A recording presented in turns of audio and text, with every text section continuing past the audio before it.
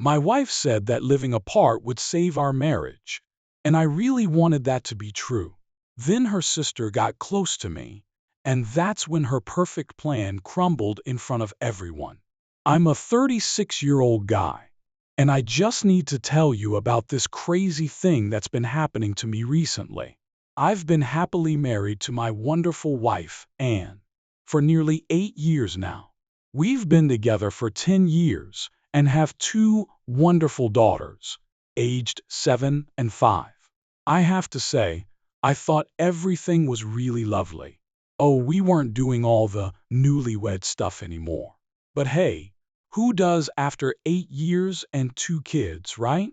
We had our usual ups and downs, but we're a pretty solid couple.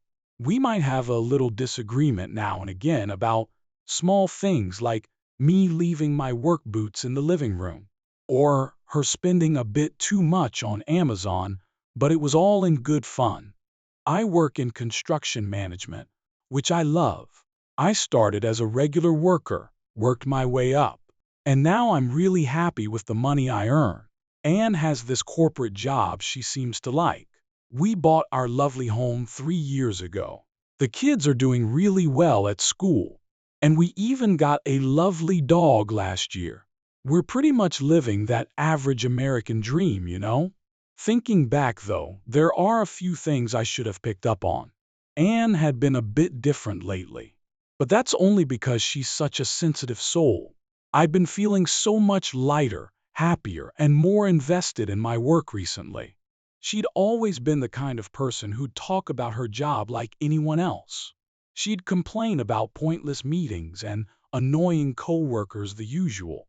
But recently, she'd been talking about work like it was a thrilling adventure. And then there was Jim, her boss. At first, he was just a name that popped up every now and then in her stories. Jim had the most entertaining take in today's meeting. Or it was actually Jim's idea that rescued the project. It all seemed like part of the normal experience. But then, something amazing happened. It started shifting. She started mentioning him in little ways that didn't seem like a big deal at the time. But now they stand out like bright neon signs. I remember when we were talking about management styles the other day. She said, "You should hear Jim's take on leadership. It's so inspiring." Or when I joked about corporate buzzwords, she immediately went, "Jim says those words actually do matter when building team cohesion." Oh, I don't think that was her own opinion, I'm afraid. I remember casually saying, "Oh, I think Jim's just your work husband, having a bit of fun." She paused for a moment, took a deep breath, and then let out a hearty laugh, saying, "Oh, come on, he's just a great mentor." Oh dear, that's a bit strange. But I brushed it off. I was relaxing on the couch, just minding my own business, when I saw a YouTube video about fixing the garage door.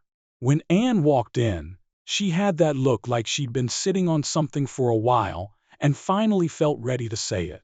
"Everything okay? Kids good? Your parents?" I asked, a little bit distracted because I thought it was just some random update. Yeah, everyone's doing really well," she said. Shifting her weight like she couldn't get comfortable standing there. "I just need to talk to you about something." That really caught my eye. I paused the video and looked at her. "Hey, how's it going?" she asked, her voice warm and comforting. "I think it would be really nice if we could try living apart together." "Living what?" I asked. "You know, they're still married, but they're living apart right now and they're sharing custody. It's just something people do." I looked at her, waiting for her to laugh or say she was joking, but she didn't. I had to pause my video and everything, because I thought maybe I was having some weird hallucination from the cleaning chemicals I was using earlier. I'll give you some background. Everything seemed fine that morning. We had breakfast together, which was lovely. I helped get the kids ready for school, which was a lovely way to start the day.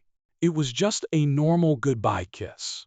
And the whole routine was just like always. It was so peaceful and calm, with no fights, no tension, and nothing but pure relaxation. So, you know how it is when something comes out of the blue, right? That's exactly how it felt. I asked her about this living apart together thing, and where she had heard about it. I'm so happy to tell you that she's been hanging out a lot with Pat, her friend from yoga class. Pat's a really lovely guy, and he's a self-proclaimed modern relationships expert, even though he's been divorced 4 times. Yes, you read that right. I really feel for her because she's convinced that this makes her qualified to give marriage advice. I can't help wondering if that would make her an expert in how to fail at marriage. I did my best to stay calm, though. I am so proud of myself, I can't tell you how proud. I took a moment to breathe, put my phone down, and tried to have a proper, grown-up chat about it. I asked her what had happened if I had done something wrong, or if there were any problems I didn't know about. I just wanted to be that mature husband who communicates, you know? But guys, her response was just so spontaneous. She just sat there like she was talking about changing our internet provider or something. She said she needed space and time for personal growth, and I totally get that. She started using all these buzzwords, and they really reminded me of something from a self-help book Pat might have given her. She was so excited about how she thinks living apart together is the future of marriage. She was telling me all about how these European couples are doing it, because apparently, what works in Sweden should definitely work in suburban Ohio too. I was really touched when she said that we could always go back to living together if it didn't work out. It felt like this was just a test run of a new Netflix show that we could cancel if it didn't click for us. I'm talking about our marriage and family, not the actual ones. She's talking away, and I'm just sitting there thinking about our kids. I'm curious, how can we help little ones understand that their parents are still married, but just not living together anymore? I know she's got the best intentions, but let's just make sure it makes sense, shall we? That night, I couldn't sleep. My brain just wouldn't stop. Anne was never the type to entertain ideas like this, even when the topic of open marriage came up in conversations.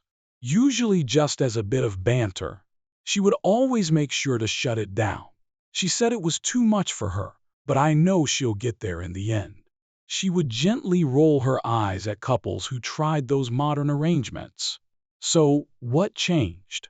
I really wanted to give her what she wanted, but I can't help wondering if I'd missed something.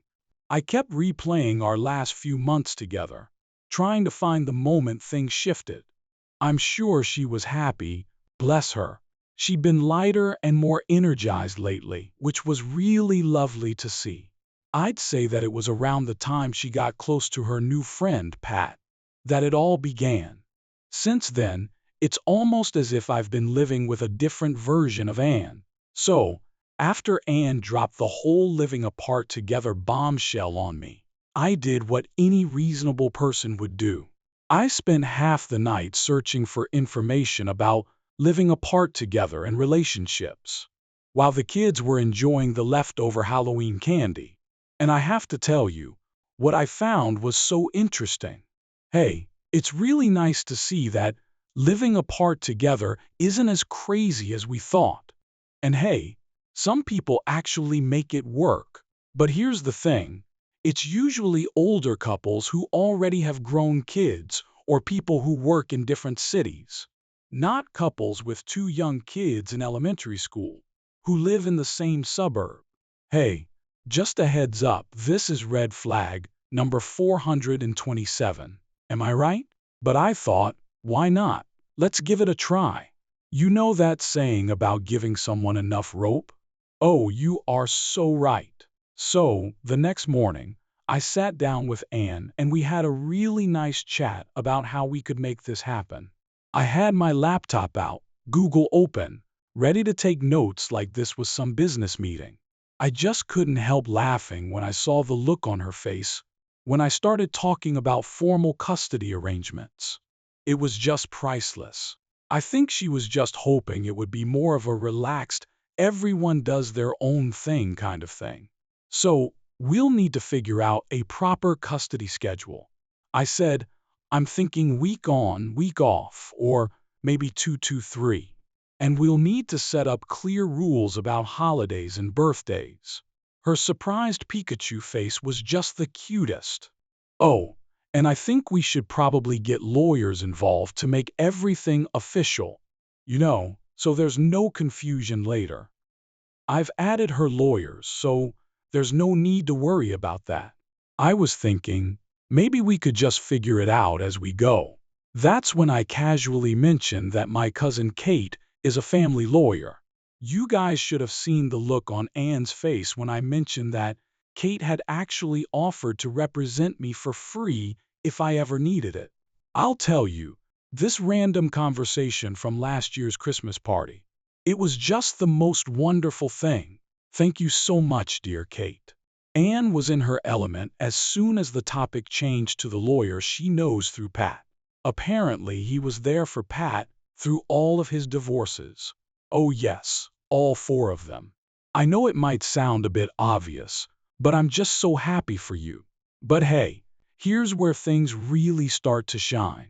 I started asking her lots of specific questions about her plan, and who's paying for the second apartment, and how are we going to split the bills, and what about the little ones, how will they get to school, and who's going to look after the dog on which days, and how do we handle medical emergencies, and what about parent-teacher conferences, and who's in charge of extracurricular activities. As the questions came and went, she looked increasingly uncomfortable. I'm pretty sure this wasn't how Pat told her it would go. I was so excited to pull out this spreadsheet I'd made at 3:00 a.m. It showed exactly how much everything would cost when we're maintaining 2 households instead of 1. Don't worry about a thing. We've got you covered for rent, utilities, groceries, insurance, the whole shebang. I even included a column for dating expenses. Because if we're living apart, it's important to be realistic about everything, right? I could see the look of realization on her face as she realized that this wasn't going to be like the fun adventures of independent women she'd seen in the movies Pat, I'm sure, made her watch. I'm really sorry about that. This was going to be real life, with real responsibilities and real consequences. Then I asked the million-dollar question. So, which neighborhood are you thinking of moving to? The way she paused for a moment before responding, yeah, that set off all kinds of alarm bells in my head.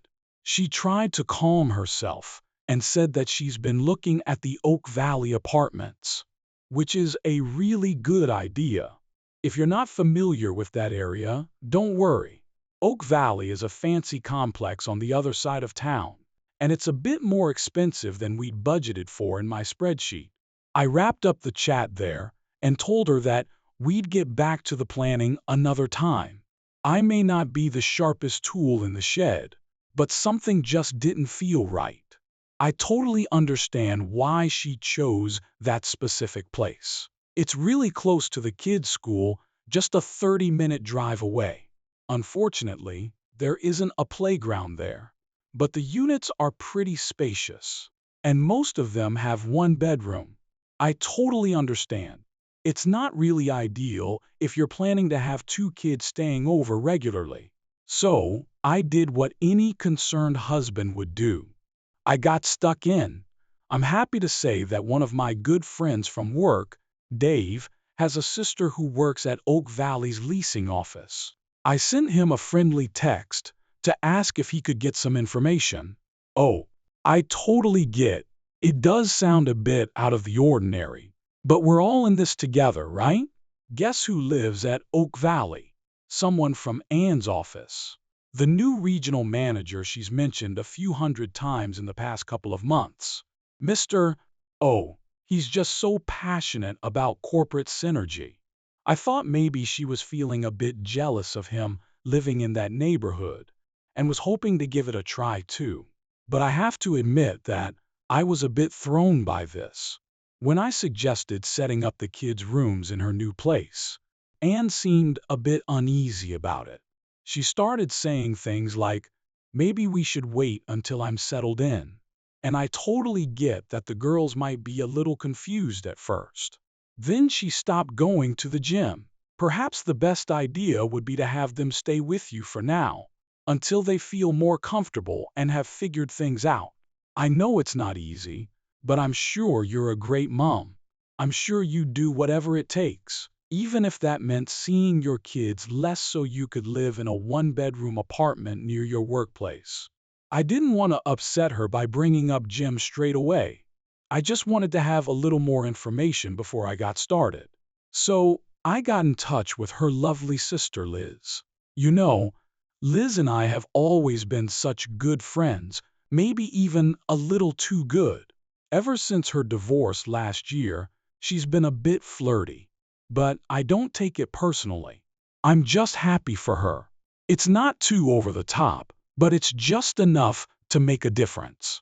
She once told me, in a light-hearted way, you know, if my sister hadn't had you first, I would have. I just laughed it off. I totally get it, and I'm here to tell you that I never encouraged it because, well, marriage.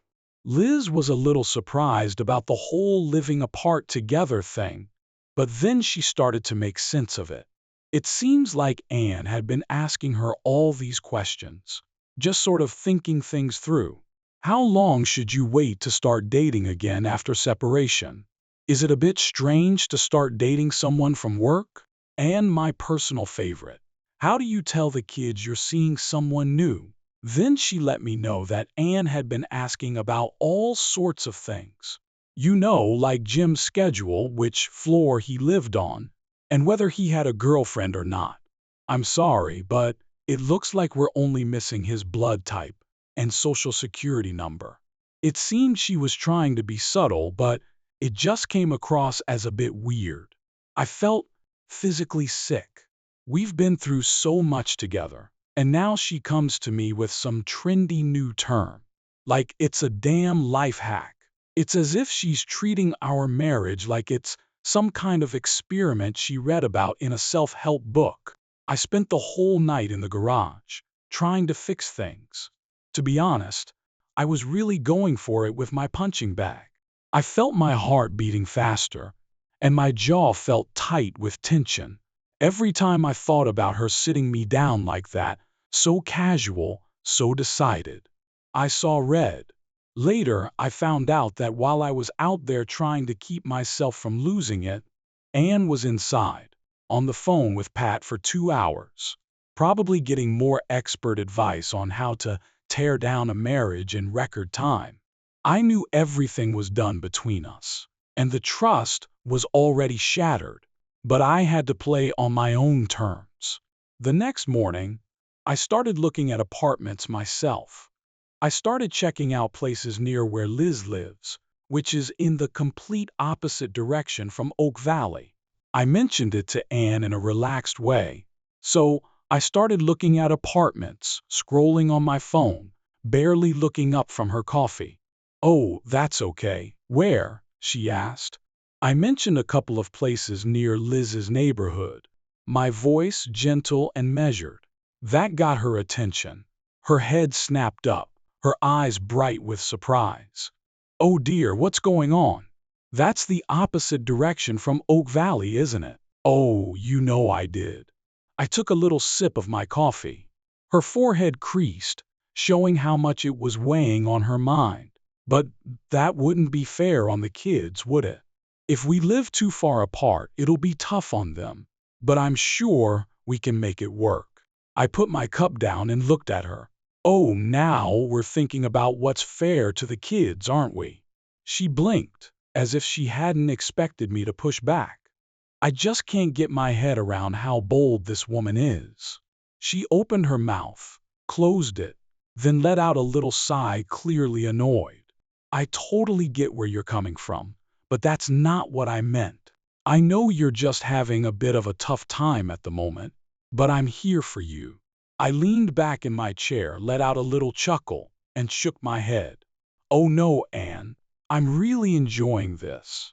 Her eyes narrowed, and she looked at me with a playful smile. "What does that mean, I wonder?" I didn't respond. I just gave her a quick nod and a smile, and then walked away. And then, just when I thought I couldn't be more upset, Anne went and proved me wrong. That evening, I happened to overhear her on the phone. I promise I wasn't trying to eavesdrop. I just walked past the bedroom and heard her talking away about something that got me all riled up. "Oh, I really think it'll be great for us," she was saying. "It's a chance for me to take a step back, focus on myself, you know? I really believe that Tom will be happy once he sees how much easier things are this way. You'll find it's much easier to avoid stress and arguments. I'm sure he'll love it as much as I do." "Sorry, love. Do you like it better this way?" Then she laughed, which made me feel all warm and fuzzy inside. I actually laughed. "I really hope you don't think that this has destroyed our family dynamic. I'm really hoping that you'll see that this is just a little lifestyle change, a small change that we can all get used to." I stood there for a moment, feeling a bit surprised but also warm inside.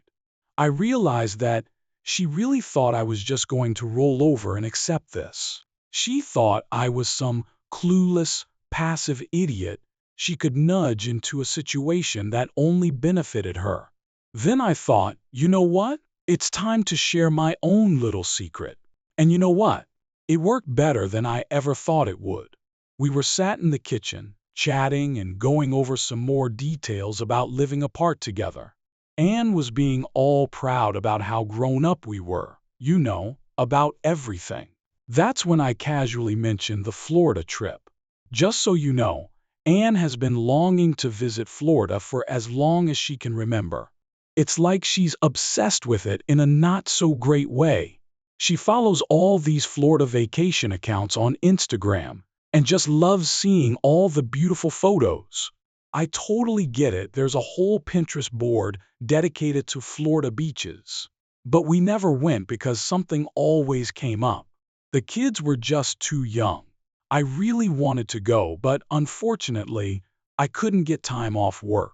Money was a bit tight at the time, you know how it goes. So there I was, enjoying my coffee, when I suddenly said, "Oh, by the way, I'd really love your thoughts on something. Should I try to get a refund for the Florida tickets? Or just change the names, do you think?" I'm sure her head snapped up so quickly that it gave her a bit of a wrench. "What Florida tickets?" she asked, trying her best to sound casual, but failing a little. That's when I let her in on the surprise vacation I'd booked for our upcoming anniversary. Imagine yourself in this lovely 7-day beachfront hotel where you can relax and enjoy every moment. I even arranged for her parents to watch the kids so that she could have some time to herself. They're still getting used to the whole living apart together thing, though that's a whole other thing to worry about. Her face was a picture. You know that feeling when you're really excited, and then suddenly, you're not sure what's going on? And then you start to feel hopeful but also a bit panicky. It's like a little kid who just found out they're going to Disney World, but also remembered they're grounded. "You planned a trip to Florida for us?" she asked, her voice barely above a whisper. "Oh, you know, I planned it for us when we were still in the US," I said, with a warm smile.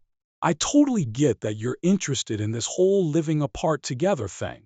I just thought I'd suggest that you might want to think about taking someone else with you. Don't worry. The tickets are paid for and non-refundable, so you can relax and enjoy the show. I really don't want them to go to waste because they're so lovely." She started backpedaling so fast, poor thing. I thought she might actually start moonwalking.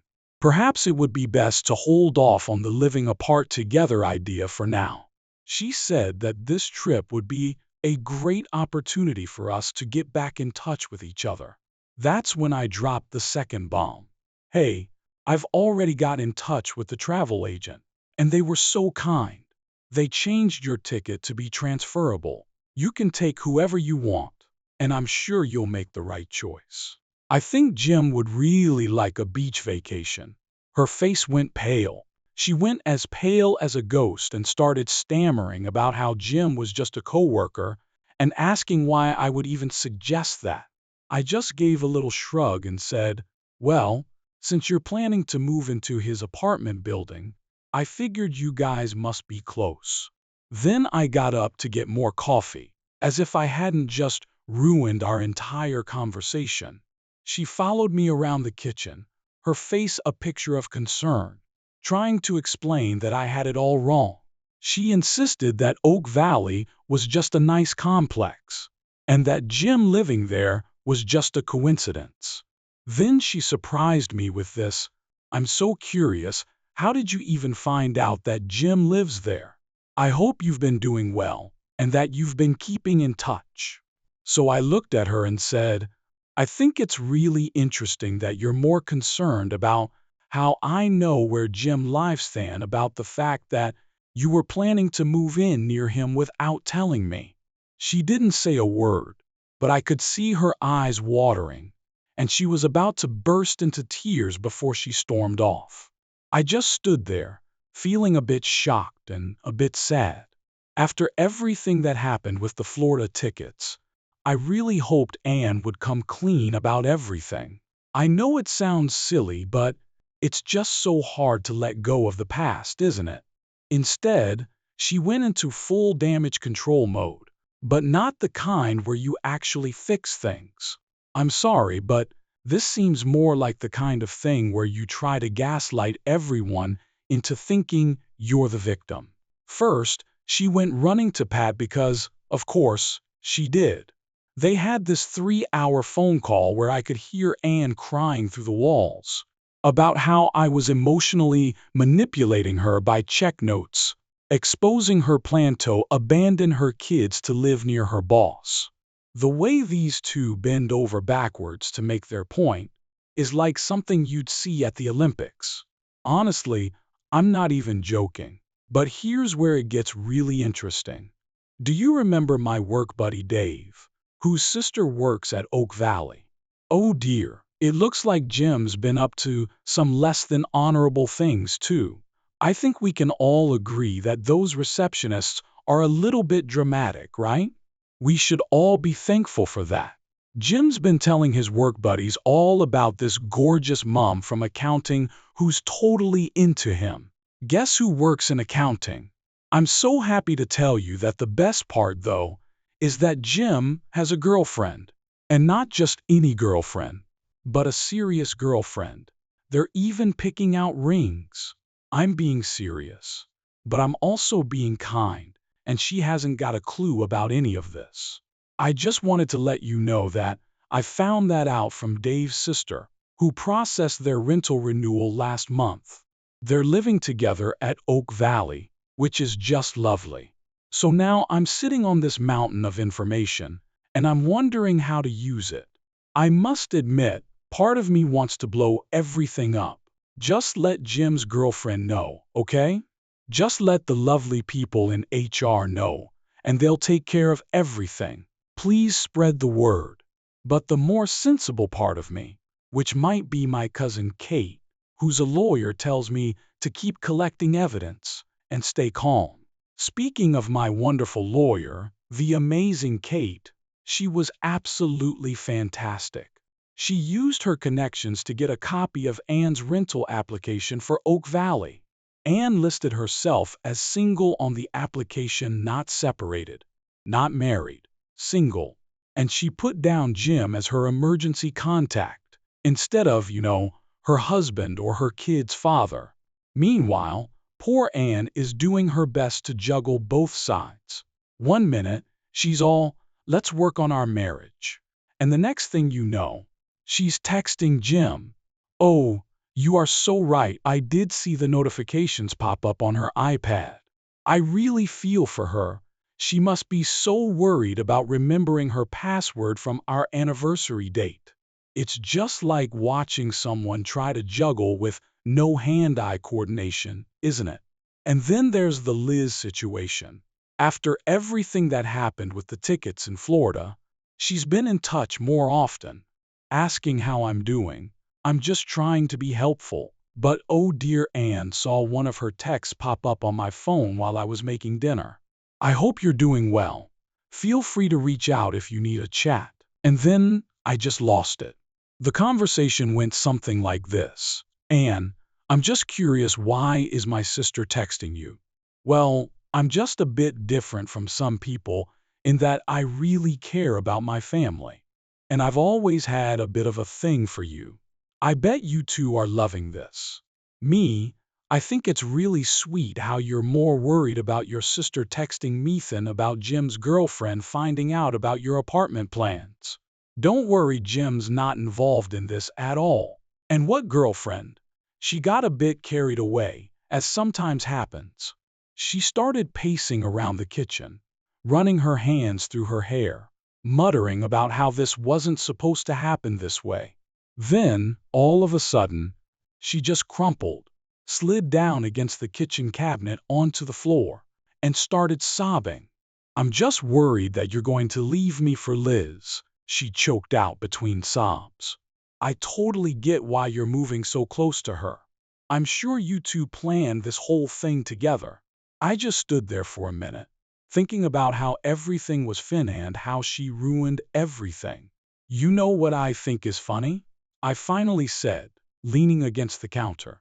You're sitting there crying about me potentially leaving you for your sister, which, I have to say, is a bit of a stretch, especially when you were literally planning to move into your married boss's apartment complex. The way people are thinking here is like something you'd see at the Olympics. She looked up at me, her eyes filled with tears, and I felt my heart melt. I wasn't, and it wasn't like that at all. I just felt a bit stuck, like life was passing me by. And Jim, he made me feel, let me stop you right there. I had to put a stop to it because I don't want you to say something about my boss making you feel special while I was busy providing for our family and raising our kids. I might not be able to keep my cool if you do. This prompted another round of heart-wrenching sobs. I really didn't mean to hurt you, she whispered gently. Or the girls, oh my goodness, the girls. What have I done? That's exactly what I said, Anne. I know you didn't mean to hurt us. I'm sure you didn't mean to, but every step you took was a step in the right direction. I totally get it. The suggestions were all there for you to choose from. You could live apart together. You could put the apartment near Jim. You could put him as your emergency contact. Or you could list yourself as single. I know it was a hard decision, and I completely understand why you made it, even if it did hurt your family. She was just sitting there crying. I have to admit that, sadly, it didn't make me feel any better. It really made me feel down. It's such a shame for our kids. I'm a little sad for what we had, but I'm also excited to see what the future holds. I really feel for her. She must be so sad to have thrown all that away for a fantasy that was never going to work. Then she said something that actually made me laugh out loud. But don't worry, she said. Pat said, this is totally normal. She said, all marriages go through this, and that living apart together would save our relationship. Pat, I said, my voice warm and comforting. You mean the woman who's been divorced 4 times? That, Pat? Oh, that's a great source of marriage advice there. I'm so stupid, she whispered, more to herself than to me. No, you're not stupid, I said, my voice gentle and reassuring. You're so selfish. There's a difference. Then she looked up at me with these huge, teary eyes. Can we fix this, please? I'll do anything for you, my darling.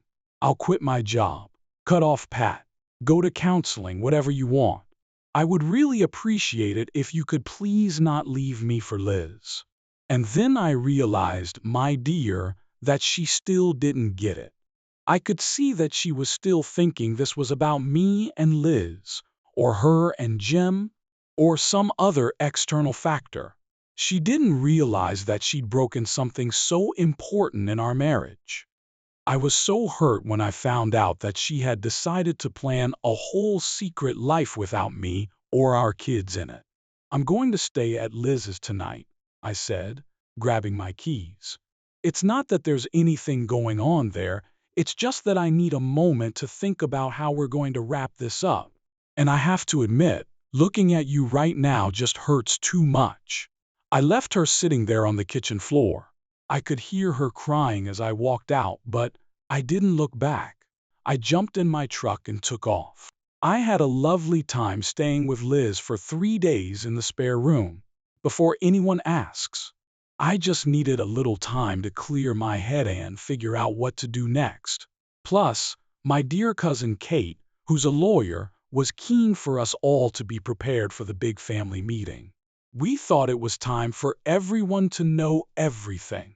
And we're so excited to share this journey with you. We thought it would be a good idea to set it up at Anne's parents' house, as we thought it would be best to keep things neutral.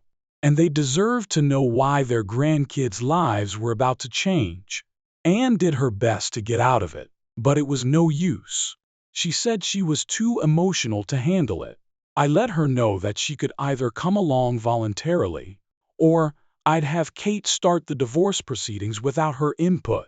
She showed up, and that was really kind of her. Walking in was like stepping into another world. Her lovely mom had made a pot of coffee and put out a plate of her delicious cookies, just like she always does for family meetings. It was a typical Sunday visit, not the day their daughter's marriage had fallen apart. The wonderful Kate brought copies of everything, which was really kind of her. I totally get that the Oak Valley application is a bit confusing, but don't worry. Anne just listed herself as single there.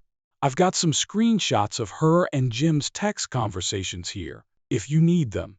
Oh, you got those from her iPad, did you? I totally understand, but it would be really helpful if you could show me the bank statements that show she was moving money to a separate account. Everything. She laid it all out on their dining room table, as if it was some kind of timeline of betrayal. Anne's mom started crying when she saw the rental application. Her dad just sat there, gradually becoming quieter and quieteras. Kate went through everything. The only sounds that could be heard were the occasional sniffle from Anne and her mom's soft sobs. Then we got to the custody plan. At last, the lovely Anne found her voice. "I want joint custody," she said quietly, her voice tinged with emotion. Her dad actually laughed, and it was a bit of a shock because he doesn't usually laugh like that. "Joint custody?" he asked, his voice warm and understanding. "After you tried to move into a one-bedroom apartment and listed your boss as your emergency contact instead of your children's father." "Oh, honey, that's so sweet. And it looks like the waterworks have started up again." "I wasn't thinking clearly," Pat said, a gentle smile playing on his lips. "Please, if you could just stop mentioning Pat's name." "Mom," her daughter begged gently. I'd never heard her raise her voice before, ever. It was such a kind thing to do, Kate stepping in. She's a real pro when it comes to these things, and she's got all the paperwork to back it up. It's clear that there was an attempt to abandon the child, and that a possible affair was a higher priority than looking after the child. So it's going to be a case of Kate pushing for primary custody with Tom, and for Anne to have supervised visits until she's finished her counseling and shown herself to be more stable. I felt so sorry for Anne when she looked so upset after Kate said that they could have supervised visitation. Oh my, that really hit home. It was like reality finally caught up with her fantasy. Her dad looked at me. "Do the girls know?" Not yet, I said. I just wanted to get this part done first. They're with my parents today, which is lovely as it means I get to spend some quality time with them. Then we had to figure out the logistics, which was fun. I'm so happy to tell you that Kate had drafted a separation agreement was more than fair. I definitely keep the house, don't worry. The mortgage is in my name anyway. Anne would move in with her parents for a little while. I'm so happy to tell you that, once she's finished her counseling, we can all look forward to the standard custody arrangement. I even included a clause about no overnight guests of the opposite sex during visitation, just to be on the safe side. Oh, that was just a friendly debate with Jim, trying to get his point of view. But her parents weren't so keen on that. Her dad said, "Honey, I always have your back, and I'm sorry to hear you're going through a tough time with your relationship. It's heartbreaking to see your in-laws support you more than their own daughter, isn't it? It's not as fulfilling as you'd expect, and it's sad." The meeting ended with Anne signing everything, and she was so emotional she even shed a few tears. Her mom gave me a big hug goodbye and whispered, "I'm so sorry." Her dad looked a bit down, like he was feeling a bit defeated. When I got home that night, the house felt empty. The girls were still at my parents', and everything felt a bit quiet. I found a little note from Anne on the counter. There were so many apologies, and she really wanted me to take another look at things. At that point, I didn't feel anything. I just felt so empty inside. It's now been 2 months. The divorce is final. After things got a little crazy at the gym, Anne decided to move back in with her parents. I'll fill you in on all the details in a minute. I'm so happy to tell you that the girls are doing really well and adjusting to life here. It's so lovely to see how clever children are. They're so good at knowing who looks out for them. So, I'm going to tell you what happened with Jim. Hey, do you remember his girlfriend? Oh, she was so sad when she found out about Anne. She actually showed up at Anne's workplace with printouts of all their texts. Hey, I totally get it. I guess I wasn't the only one checking iPads.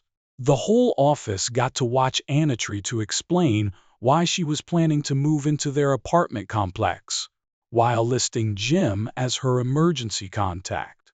The lovely people in human resources got involved. It was a sad time for Anne and Jim. They both lost their jobs.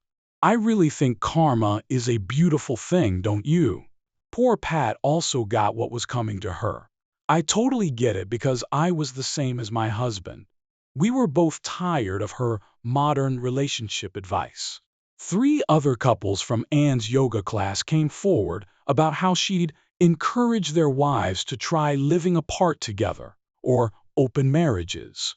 Her ex-husbands just couldn't get enough of that one. I've heard she's moved to Florida, which is just lovely. Isn't that a bit ironic?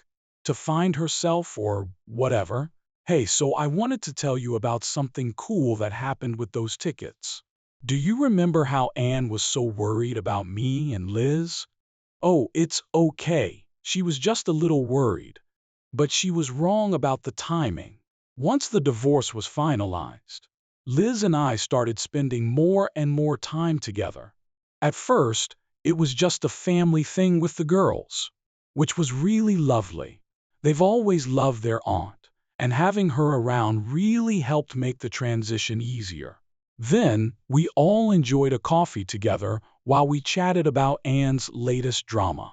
After that, we had dinner and shared some of the dating horror stories we'd all experienced. You know how it is, don't you? One night, after tucking the girls up in bed, Liz and I were sitting on my back porch, chatting about those Florida tickets. She laughed about how Anne always thought something was going on between us back then. We had a good old chuckle about it, and then, well, sometimes the universe has a bit of a wicked sense of humor. Oh, yes, we're an item now. Oh, no, we didn't plan it. Oh, we totally get it. It's a bit messy, but we're right here with you. But after watching Anne try to blow up our family for some married guy who didn't even want her, it was kind of refreshing to realize I had feelings for someone who already loved my kids and understood what family means. When Anne found out, she was absolutely devastated.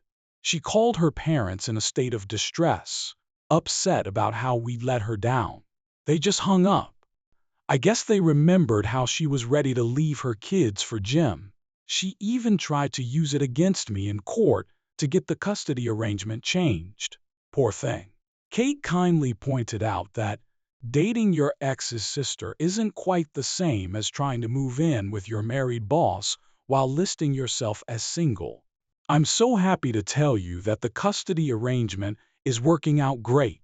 I've got primary custody, which is great, and Anne gets supervised visits, which is really important for her and the kids. We have all this evidence that she tried to abandon the kids for her married boss, which is why she only gets supervised visits. She's in therapy now, the real deal, not just Pat's wine and wine sessions. And honestly, that's not my problem anymore. The girls are actually doing really well. We were a little concerned that having their aunt become their almost stepmom would feel strange for them, but it turns out that's not the case. They just think it's really nice that Aunt Liz is around more. Plus, they've got someone in their life who really shows up for them, helps with homework, comes to their events, and has never suggested moving away for personal growth. Oh, and that college fund Anne tried to access for her Oak Valley deposit? Her parents kindly transferred it to an account for the girl's actual college education. They still don't really talk to her much, but they come over for Sunday dinners with me, Liz, and the kids every week, which is really lovely. It took them a little while to get used to the new situation, but I think they're just happy that their grandchildren have a stable home. Life can be a bit funny, can't it? A year ago, I was really worried when Anne suggested this living apart together thing, as I thought my world was ending. Now I've got my kids, a great job, business is booming, and somehow ended up with someone who's been there all along, watching me be a good dad and husband, while her sister took it all for granted and still tries to manipulate her way back in occasionally. Last week, she left a tearful voicemail about how she's changed and realized what she lost. I just forwarded it to Kate for the custody file and took Liz and the girls out for ice cream.